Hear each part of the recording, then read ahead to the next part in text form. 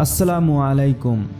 সাইদ ইবনু জুবাইর রাদিয়াল্লাহু তাআলা আনহুতে বর্ণিত, তিনি বলেন, আমি ইবনু আব্বাস রাদিয়াল্লাহু তাআলা আনহুকে বললাম, নাউফ আল বাকালি দাবি করেন যে মুসা আলাইহিস সালাম বনি ইসরায়েলের মুসা নন, বরং তিনি অন্য এক মুসা।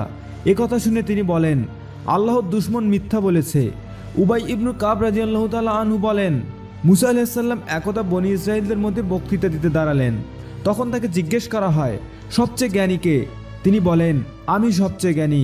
মহান আল্লাহ তাকে সতর্ক করে দিলেন, কেননা তিনি ইলমকে আল্লাহর দিকে সোপার্দ করেননি। অতঃপর আল্লাহ তার নিকট ওহী প্রেরণ করলেন, দুই সমুদ্রের সঙ্গমের স্থলে আমার বান্দাদের মধ্যে এক বান্দা রয়েছে যে তোমার চেয়ে অধিক জ্ঞানী। তিনি বলেন, হে আমার প্রতিপালক, কিভাবে তার সাক্ষাৎ পাব? তখন তাকে বলা হয়, থলের মধ্যে একটা মাছ নিয়ে নাও, অতঃপর যেখানে সেটি হারিয়ে ফেলবে সেখানেই তাকে পাবে। অতঃপর তিনি ইউশা ইবনু নুনকে সাথে নিয়ে যাত্রা শুরু করলেন। তারপর থলের মধ্যে একটি মাছ নিলেন। প্রতিমধ্যে তারা একটি বড় পাথরের নিকট এসে মাথা রেখে শুয়ে পড়লেন।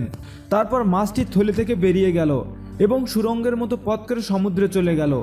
এ ব্যাপারটি মুসা আলাইহিস সালাম ও তার খাদিমের জন্য ছিল আশ্চর্যের বিষয়। অতঃপর তারা তাদের বাকি দিন এবং রাতভর চলতে থাকলেন।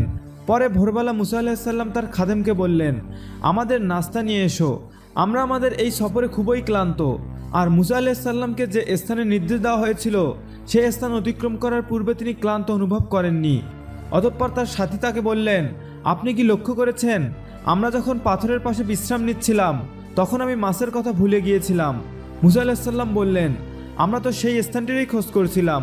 অতঃপর তারা তাদের পদচিহ্ন ধরে ফিরে চললেন। তারা সেই পাথরের নিকট পৌঁছে দেখলেন এক ব্যক্তি কাপড় মুড়ি দিয়ে আছেন। মুসা আলাইহিস সালাম তাকে সালাম দিলেন। তখন খাজির বললেন, এদেশে সালাম কোথা থেকে আসলো? তিনি বললেন, মুসা। খাজির প্রশ্ন করলেন, বনি ইসরায়েলের মুসা আলাইহিস সালাম?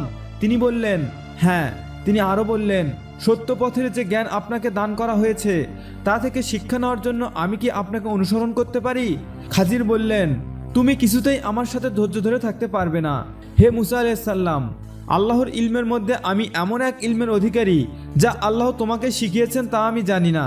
মুসা আলাইহিস সালাম বললেন, আল্লাহ চাইলে আপনি আমাকে ধৈর্যশীল পাবেন এবং আমি আপনার আদেশ অমান্য করব না। অতঃপর তারা দুজন সমুদ্র তীর দিয়ে চলতে লাগলেন। তাদের কোনো নৌকা ছিল না। ইতিমধ্যে তাদের নিকট দিয়ে একটা বিশাল নৌকা যাচ্ছিল। তারা নৌকাওয়ালাদের সাথে তাদের তুলে নেওয়ার কথা বললেন। তারা খাজিরকে চিনতে পারল এবং ভাড়া ব্যতিরিকে তাদের নৌকায় তুলে নিল। তখন একটি চড়ুই পাখি এসে নৌকার এক প্রান্তে বসে একবার দুইবার সমুদ্রে তার ঠোঁট ডুবালো। খাজির বললেন, হে মুসা আলাইহিস সালাম, আমার এবং তোমার জ্ঞান সব মিলিয়ে আল্লাহর জ্ঞানের তুলনায় চড়ুই পাখির ঠোঁটে যতটুকু পানি এসেছে তার চেয়েও কম। অতঃপর খাজির নৌকায় তক্তাগুলোর মধ্যে দিয়ে একটি খুলে ফেললেন। মুসা আলাইহিস সালাম বললেন, এরা আমাদের বিনা ভাড়ায় আহরণ করিয়েছে, আর আপনি আরোহীদের ডুবে দেওয়ার জন্য নৌকাটি ছিদ্র করে দিলেন। আমি কি বলিনি যে তুমি আমার সঙ্গে কিছুতেই ধৈর্য ধরে থাকতে পারবে না? মুসা আলাইহিস সালাম বললেন, আমার ত্রুটির জন্য আমাকে অপরাধী করবেন না এবং আমার ব্যাপারে অধিক কঠোর হবেন না। এটা ছিল মুসা আলাইহিস সালামের প্রথমবারের ভুল। অতঃপর তারা দুজন নৌকা থেকে নেমে চলতে লাগলেন। পথে একটি বালক অন্যান্য বালকের সাথে খেলা করছিল। খাজির তার মাথার উপর দিক দিয়ে ধরলেন এবং হাত দিয়ে তার মাথা ছিন্ন করে ফেললেন। মুসা আলাইহিস সালাম বললেন, আপনি হত্যার অপরাধ ছাড়াই একটি নিষ্পাপ জীবন নাশ করলেন। খাজির বললেন, আমি কি তোমাকে বলিনি যে তুমি আমার সঙ্গে ধৈর্য ধরে থাকতে পারবে না? ইবনে উয়াইনা রহমাহুল্লাহ বলেন, এটা ছিল পূর্বের চেয়ে অধিক জোরালো। তারপর আবারও চলতে লাগলেন। চলতে চলতে তারা এক গ্রামের অধিবাসীদের নিকট পৌঁছে গেলেন। তাদের নিকট খাদ্য চাইলেন, কিন্তু তারা তাদের মেহমানদারি করতে অস্বীকার করল। অতঃপর সেখানে তারা ধসে যাওয়ার উপক্রম এমন একটি প্রাচীর দেখতে পেলেন। খাজির তার হাত দিয়ে সেটি দাঁড় করে দিলেন। আপনি ইচ্ছা করলে এর জন্য মজুরি নিতে পারতেন।